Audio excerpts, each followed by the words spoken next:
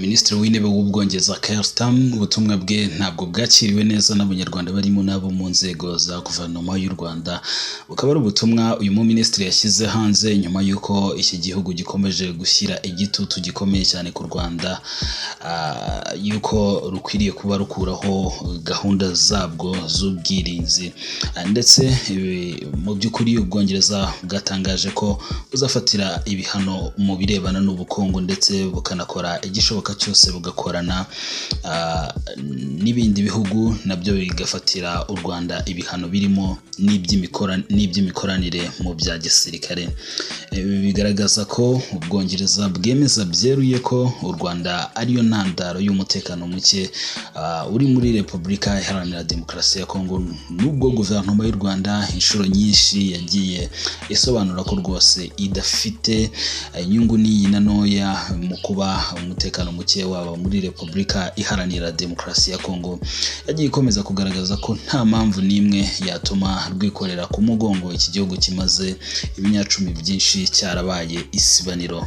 Hagati aho icyazamuye ibitekerezo bya benshi bagaragaza ko Ubwongereza ari umushukanyi ni ubutumwa bw'uyu minisitiri w'intebe, aho yavugaga ko azongera ingamba z'ubwirinzi mu mutekano mu gihe igihugu cye kibwira u Rwanda kubukuraho. Mu butumwa bw'uyu minisitiri w'intebe ati ni inshingano yanjye nka minisitiri w'intebe kurinda iki gihugu. Nk'uko mubizi rero mu Bwongereza minisitiri w'intebe ni nk'aho ari we perezida, kuko kiriya gihugu kiracyayobowe mu buryo bw'ingoma ya cyami niko umuntu yavuga.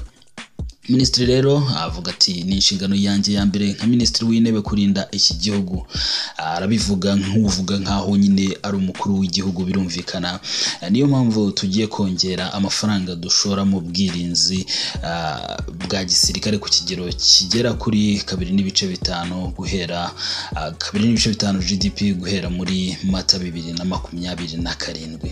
Muri iki gihe agaragaza nyine yuko biteguye kuba bongera muri rusange birebana n'umutekano ndetse n'ubwirinzi. Ni mu gihe kandi bakomeje kubwira u Rwanda ko rwo rudakwiriye kuba rubyongera.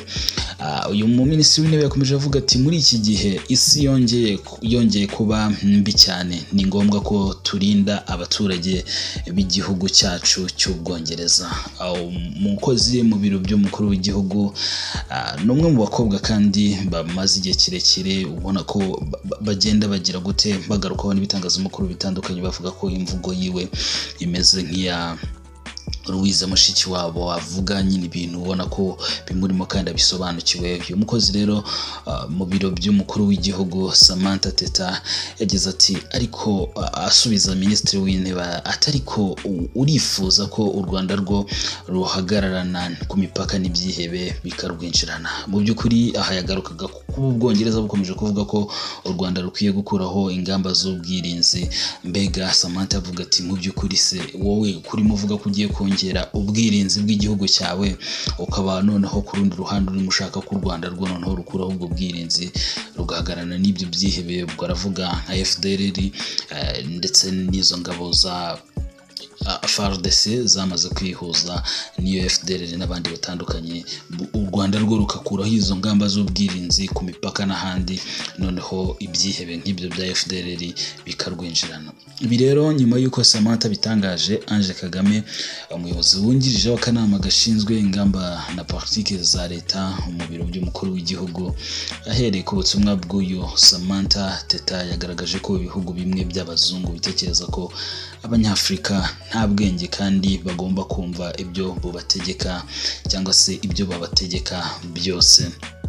Ange Kagame ahangaha yagaragaza ko ibihugu by'abazungu by'iki mbega nyine biba byumva ko umunyafurika adakwiriye gutekereza, akwiriye kumva ibyo bo bavuga, noneho bakagira gute agahita bishyira mu bikorwa. Ange Kagame avuga ko byumva ko ingamba zo kwirinda yewe n'uburenganzira bwabyo busumbye ubw'ibindi bihugu. Ahangaha yavugaga ko mu by'ukuri nibo Bwongereza bwo bavuga ko bugiye kongera ingamba z'ubwirinzi, kuki u Rwanda rwo rudakwiriye kuba rugira gute rwirinda, cyangwa se abanyafurika bo badakwiye kugira ubwo burenganzira bwo kuba barinda ibihugu byabo. Akomoza ku kuba niba ko bo bakwiye gushyiraho ingamba zo kwirinda, nta kabuza n'ibindi bihugu biba bigomba kwirinda, kuko mu by'ukuri ni ibisanzwe abantu baba bararemwe mu ishusho y'Imana ari bamwe, kandi nanone ikindi buriya abantu bose barangana. Aha rero Ange Kagame yavuze ko nta gikwiye guhindura inzira nziza yo kwirinda nk'uko n'ibyo bihugu bibikora.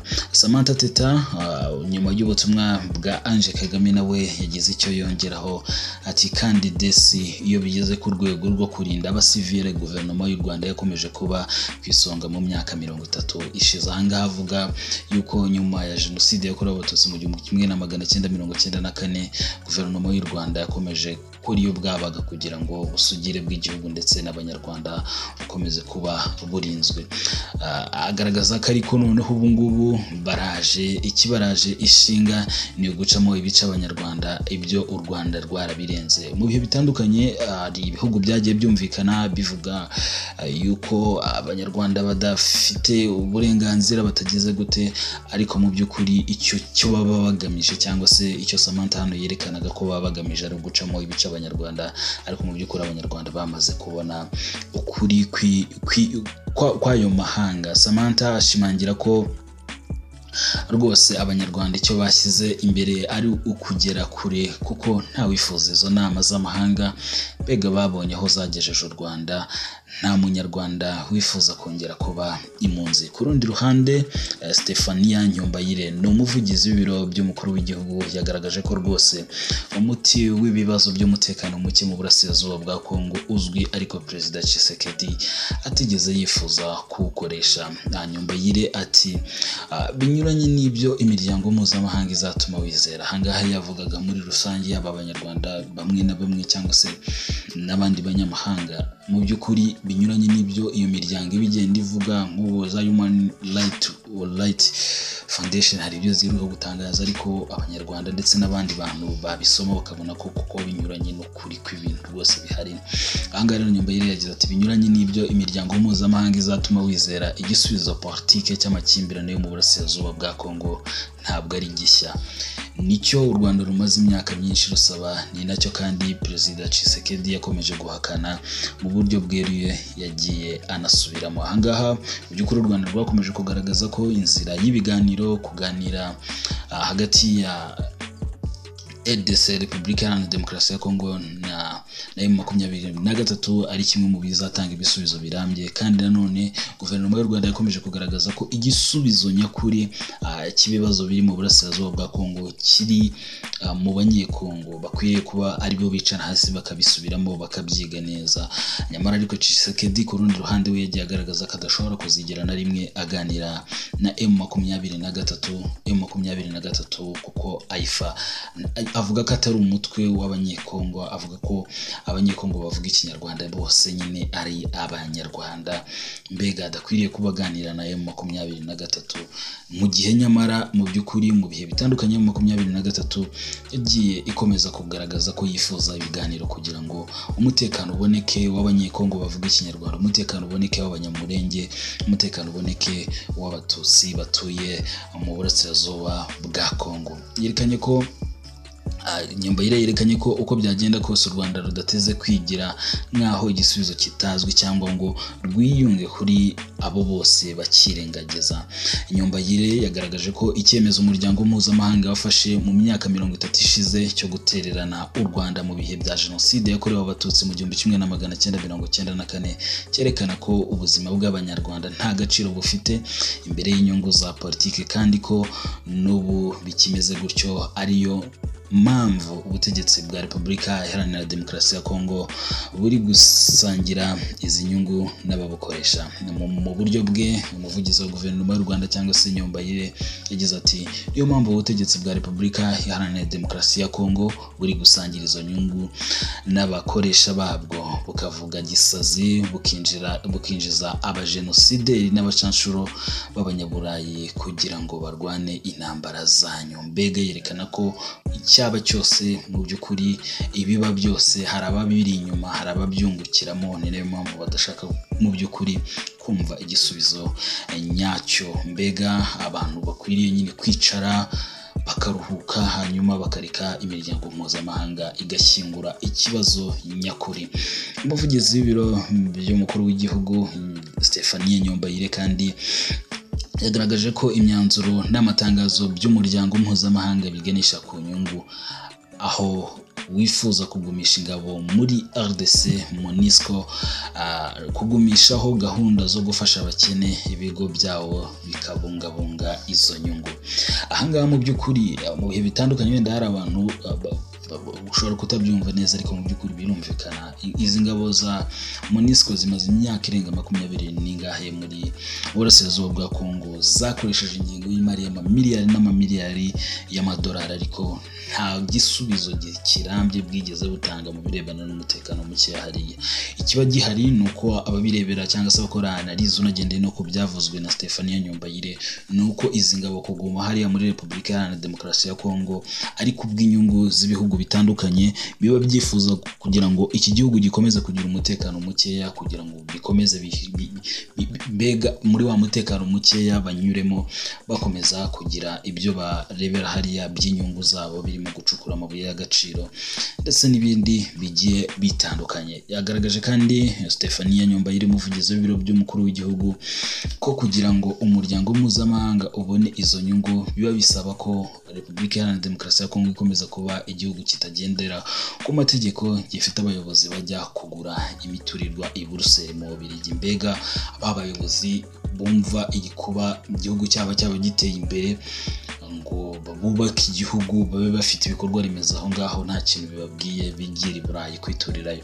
Leta y'u Rwanda yakajije ingamba zo kurinda umutekano ku mupaka, mu gihe bigaragara ko ihuriro ry'ingabo zirimo iza RDC n'umutwe w'iterabwoba wa FDLR bifite umugambi wo kurutera nyuma y'imyaka myinshi bigeragezwa kuruhungabanyiriza umutekano. Mu 2022 gusa FDLR yifashishije intwaro yahawe na Repubulika Iharanira Demokarasi ya Kongo irasa mu karere ka Musanze muri Werurwe, Gicurasi na Kamena. Hari hashize imyaka 2 n'ubundi umutwe ushamikiye kuri FDLR witwa RUD Urunana nayo yiciye abanyarwanda 14 muri aka karere ka Musanze. Leta y'u Rwanda igaragaza ko abayiteguza ibihano bayiziza ko yashyizeho ingamba zigamije kurinda umutekano wo ku mipaka n'uw'abanyarwanda. Isobanura ko ibihano bitazigera bikemura ikibazo cyo mu burasirazuba bwa Repubulika Iharanira Demokarasi ya Kongo, kuko na kera hose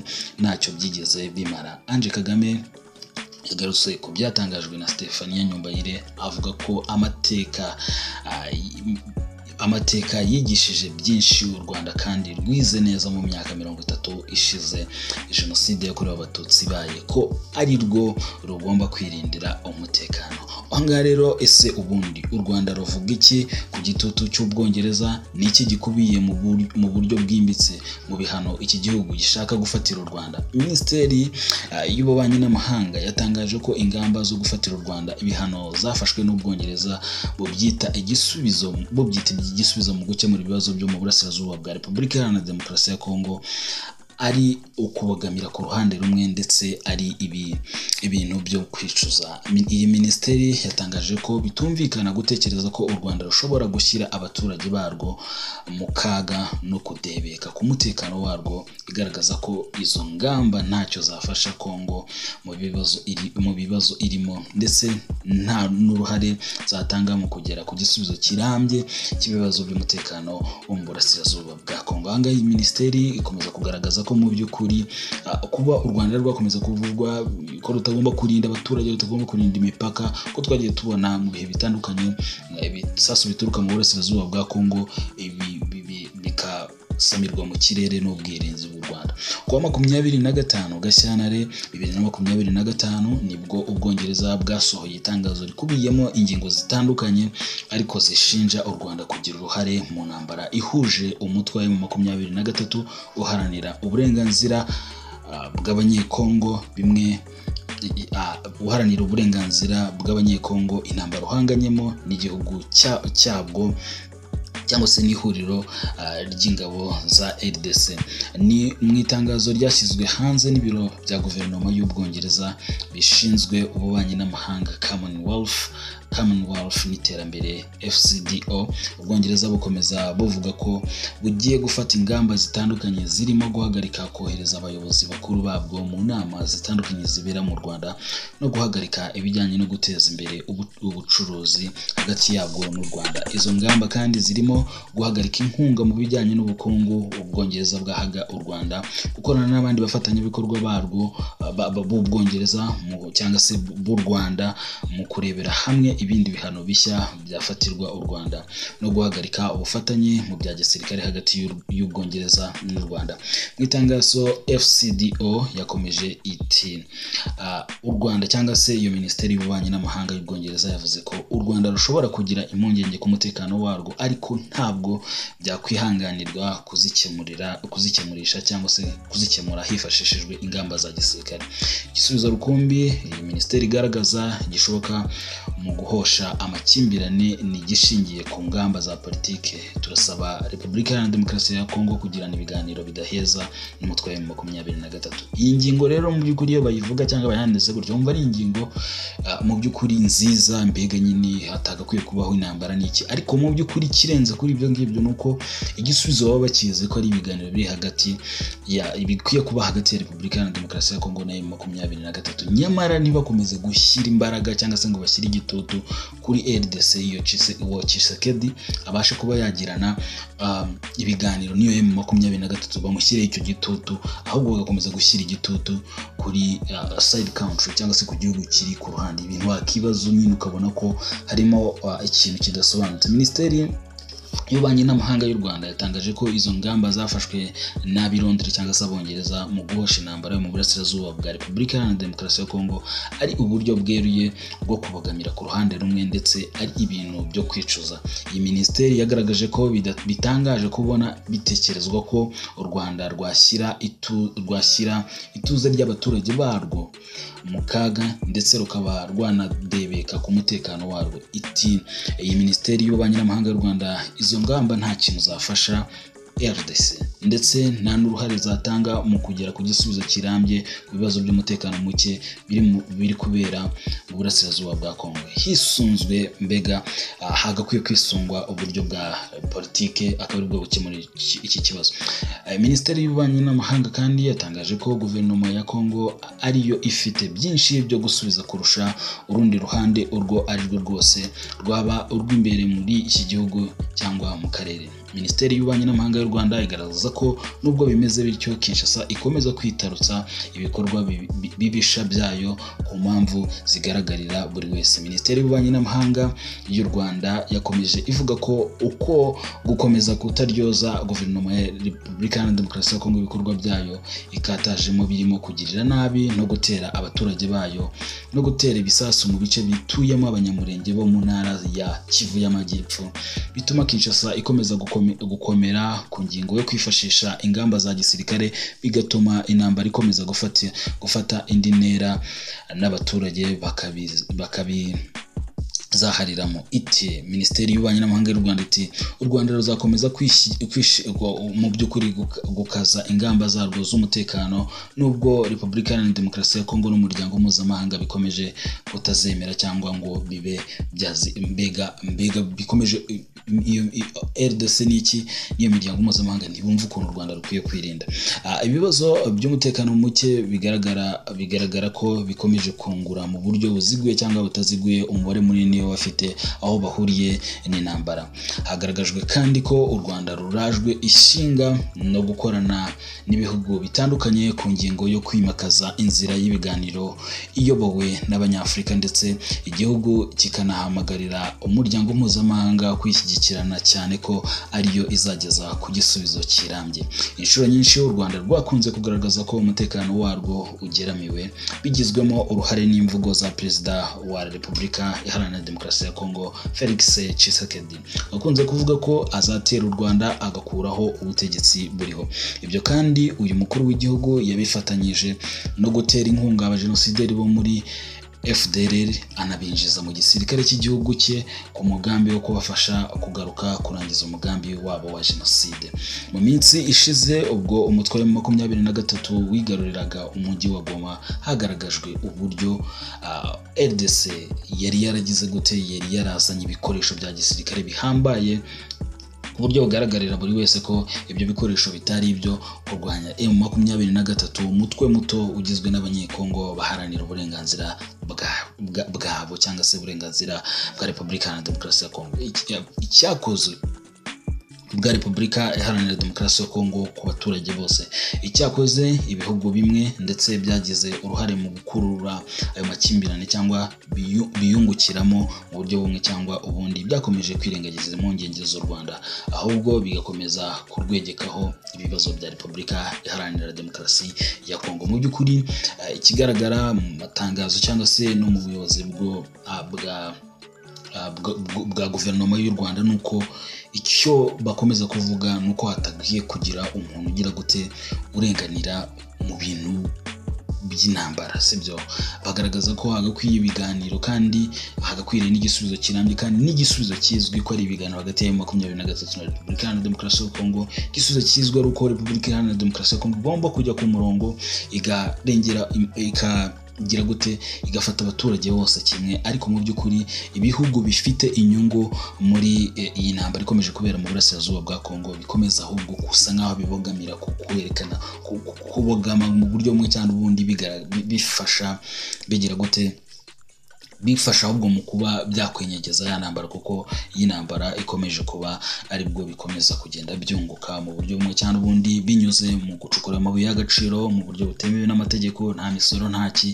Nanone kandi bikanaza muri bwa buryo bwo kuvuga ngo bazakora investment yo kuza gutanga inkunga ndetse no gutanga imiti n'ibiki ubutumwa bw'amahoro bukomeze, kandi hari ibihugu ndetse n'abantu baba bagenda babyungukiramo bakomakomeye. So rero turabashimiye kandi tubifuriza gukomeza kugira ibihe byiza. Niba utarakora subscribe ngo tujye tubana, please kanda subscribe kandi kukazogera, usige comment tujye tumenya niki dukwiriye guhindura cyangwa se iki twakongera mu byo dukora umunsi ku wundi. Turabashimiye rero kandi dukomeza kubifuriza ibihe byiza.